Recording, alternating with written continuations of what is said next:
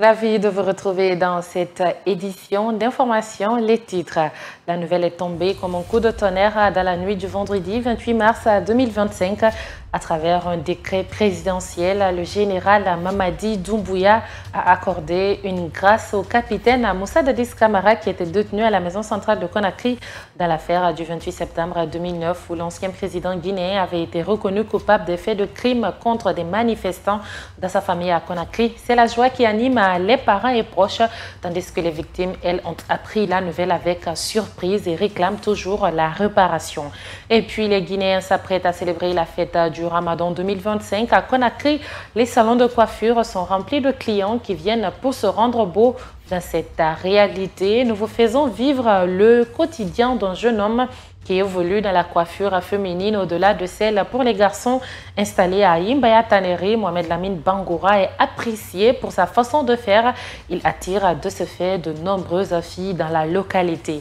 Dans le domaine du sport, nous parlerons des résultats de la phase allée de la Ligue 1 guinéenne de football qui a pris fin cette semaine. Pour l'heure, le Orea AC garde la tête du classement avec 26 points. C'est tout pour les titres. Bonsoir et bienvenue à tous.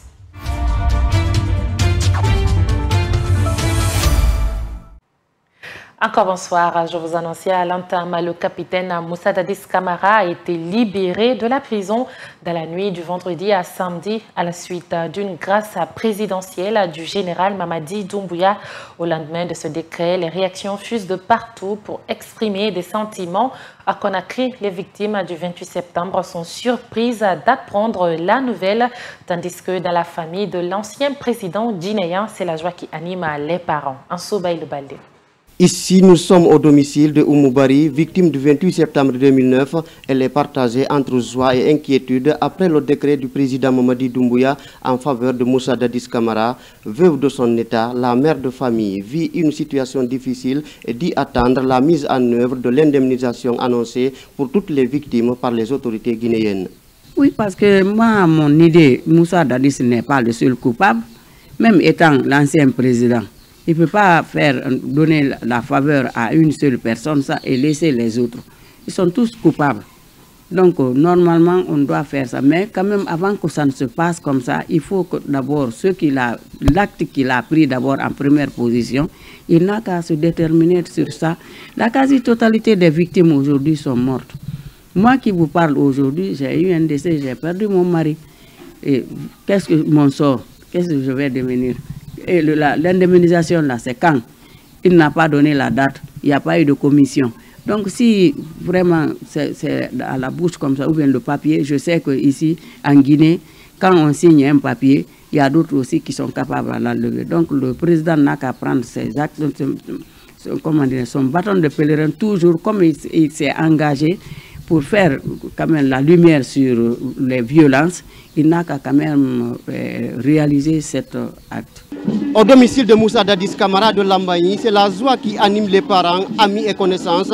Les danses musicales sont au rendez-vous. C'est à la suite de la grâce présidentielle qui est accordée à l'ancien président guinéen par le général Mamadi Doumbouya. J'étais assise dans mon salon, toute surprise. Je ne m'attendais à rien du tout, parce que hier j'étais avec mon papa, j'ai passé la soirée avec lui. On a partagé plein de choses, on était contents. Je rentre chez moi à 20 h. Après le journal, je n'ai même pas suivi le journal, je vois, on me fait que m'appeler. Et on me dit que non, voilà, la grâce est là. C'était merveilleux. C'était merveilleux. J'ai juste rendu gloire à Dieu. J'ai dit, Seigneur, merci, tu l'as fait. Car tu nous as promis, tu l'as dit oui. Que oui, notre papa, il va sortir. On avait la foi. On est resté dans la foi. Et on n'était pas étonnés parce qu'on savait que notre Dieu que nous servons allait agir. Non, je suis tellement content. Je remercie Mamadi Doumbouya d'abord. Et je fais garde-boue avec lui. Oui, je suis là même. Garde-boue avec lui, oui. Mon frère. Je suis tellement content. Je n'ai pas étrié, mais je vais me débrouiller quand même pour parler un peu aujourd'hui. Oui. Doumbouya, je suis avec lui. Oui. Forêt, j'ai donné même à Doumbouya, on va aller. Pour rappel, Moussa Dadis Camara avait été condamné à 20 ans de prison par le tribunal criminel de Dixine le 31 juillet 2024. Alors qu'il purgeait une peine d'emprisonnement de 20 ans, l'ex-président guinéen Moussa Dadis Camara a bénéficié de la grâce présidentielle de la part du général Mamadi Doumbouya, le président de la transition, pour raison de santé. Moussa Dadis Camara avait été condamné par le tribunal criminel spécial de Dixine pour responsabilité de commandement dans le massacre d'opposants le 28 septembre 2009. Mamadou Tanouba revient sur la saga judiciaire. Capitaine Moussa Dadis Camara et colonel Moussa Tcheboro Camara à 20 ans d'emprisonnement chacun.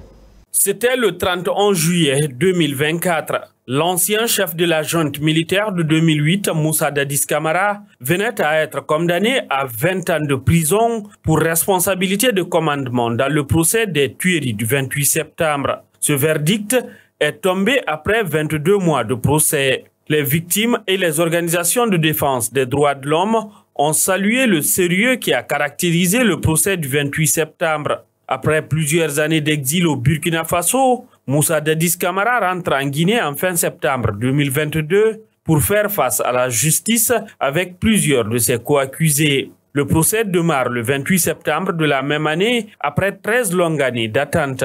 Moussa Dadis Camara comparaît pour la première fois devant le tribunal criminel pour donner sa version des faits sur le massacre du 28 septembre le 12 décembre 2022.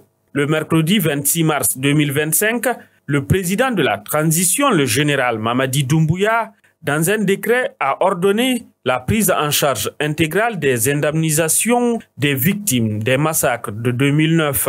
Alors que les victimes se réjouissent de cette décision du chef de l'État, le général Mamadi Doumbouya prend de court tout le monde en accordant une grâce à Moussa Dadis Camara ce 28 mars 2025.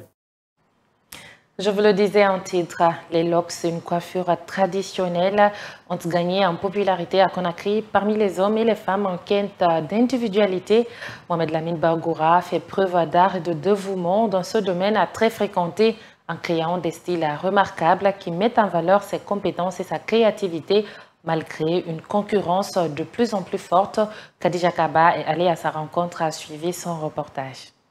Dans un modeste atelier, Mohamed Lamine Bangoura travaille habilement les cheveux de ses clients. Ce jeune chef d'entreprise se concentre sur la création de mèches, utilisant son art à la fois pour mettre en valeur ses compétences et gagner sa vie.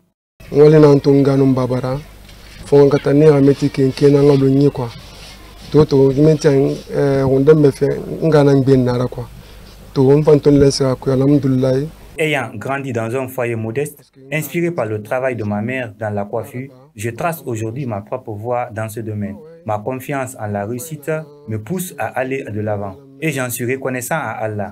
Les sourires et la satisfaction de mes clients alimentent chaque jour ma passion et mon ambition.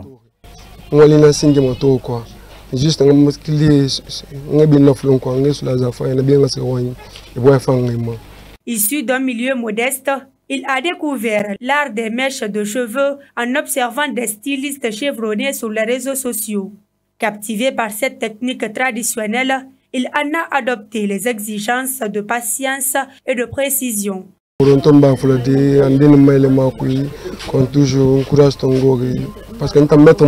Au début, j'ai été ridiculisé parce que je n'avais pas de mentor. Cependant, les médias sociaux sont devenus ma salle de classe. En regardant les tutoriels d'autres stylistes, j'ai peu à peu affiné mes compétences et progressé dans le métier par moi-même.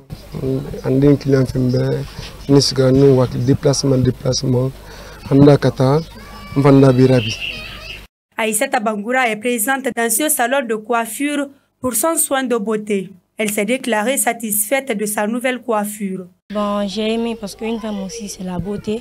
Donc moi, ça me fait rien si je suis belle, j'aime ça. J'aime sa façon de faire parce que c'est très bien, c'est émouvant. Un artisan passionné s'attache à développer son activité tout en formant la nouvelle génération à cette technique capillaire. À l'approche de la fête de Ramadan, les parents recherchent activement des vêtements pour leurs enfants. À Kindia, les ateliers de couture prospèrent malgré les difficultés économiques. Notre reporter Sibatou Poufougi a exploré l'un de ces ateliers animés pour donner un aperçu de cette scène dynamique. Suivez. En manquez pas, dans un atelier de couture animé du centre-ville de Kindia, l'atmosphère est vivante et dynamique. Le ronronnement régulier des machines emplit l'air, tandis que des tissus éclatants sont empilés, reflétant le travail acharné des couturiers qui s'efforcent de répondre à la demande croissante avant la fête de Ramadan. Le maître couturier Touré Ousmane nous explique comment il gère cet afflux de clients en conciliant qualité et efficacité pour créer des vêtements qui répondent aux attentes de sa clientèle. Maintenant, là, au fur et à mesure le temps vient, vraiment ça s'améliore très bien. Là, on gagne beaucoup de clients. En raison de la demande écrasante, Touré Ousmane et son équipe sont contraints de travailler pendant de longues heures, souvent jusqu'au tard dans la nuit. Nous, avant on commençait ça avant une semaine de la fête. Mais maintenant, là, peut-être, bon, certains ont commencé, les enfants ont commencé, mais nous aussi, on commencera aujourd'hui même. On va commencer à travailler la nuit aujourd'hui. L'un des vêtements les plus appréciés sur le marché est le boubou, fabriqué à partir d'un tissu basin très recherché. Cette matière luxueuse est très demandée par les consommateurs. Tellement les basins qui sont là, qu'on vend au marché là, à 250, quand ils payent un complet, on accompagne un complet à 250. C'est ça qui travaille à l'air là. Convenablement. Un client venu récupérer sa tenue de fête a partagé son expérience. Bon, le maître, ils sont exceptionnels, ils sont très bien en couture. Il y a assez de couturiers en ville ici, parce que ce sont les vieilles marmites qui savent faire de la bonne sauce. Un appel urgent est lancé aux responsables locaux pour qu'ils apportent une aide accrue aux artisans qui jouent un rôle essentiel dans l'économie de la communauté. Ce que je dirais aux clients, comme le goût ne se discute pas, mais je crois bien que si les couturiers là ont un grand espace, ils pourront faire mieux que ça. Donc le message que j'ai adressé aux autorités aussi, il ne faut pas qu'ils négligent de telles personnes. Face aux défis, les couturiers intensifient leur engagement pour améliorer la satisfaction des clients pendant le Ramadan. Leur dévouement vise à rehausser la beauté de cette fête. Restons à l'intérieur du pays pour parler toujours de l'approche de la fête du Ramadan. Une fluidité de la circulation routière est visible au rond-point stratégique de la préfecture de Siguiri. Les accidents de la circulation sont les conséquences de cette continuation de la circulation routière. Pour les détails, suivez la correspondance d'Ousmane Osekondé. À quelques jours de la fête du Ramadan, comme chaque année, la commune urbaine de Siguiri connaît une affluence inhabituelle. Les ronds-points sont saturés et la circulation devient chaotique. Malheureusement, cette densité de trafic s'accompagne d'une hausse des accidents de la route.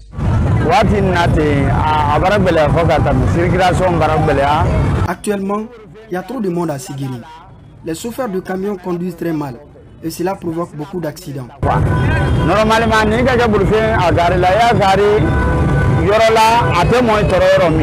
La forte affluence en centre-ville, le non-respect du code de la route et le manque de maîtrise des engins sont les principales causes des nombreux accidents, explique ce citoyen.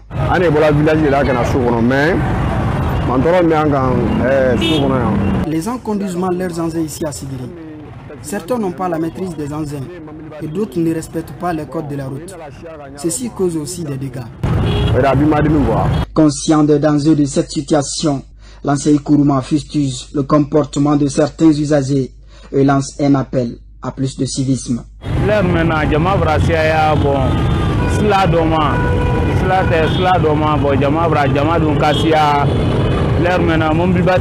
Tout ça fait de faux au niveau des motards. C'est de l'incivisme.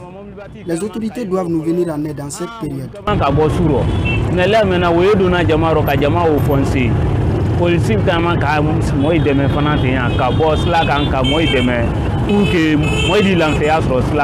Pour connaître les mesures mises en place afin de garantir la sécurité des citoyens et fluidifier la circulation, nous avons tenté de joindre l'autorité en charge de la régulation routière, mais celle-ci est restée injoignable.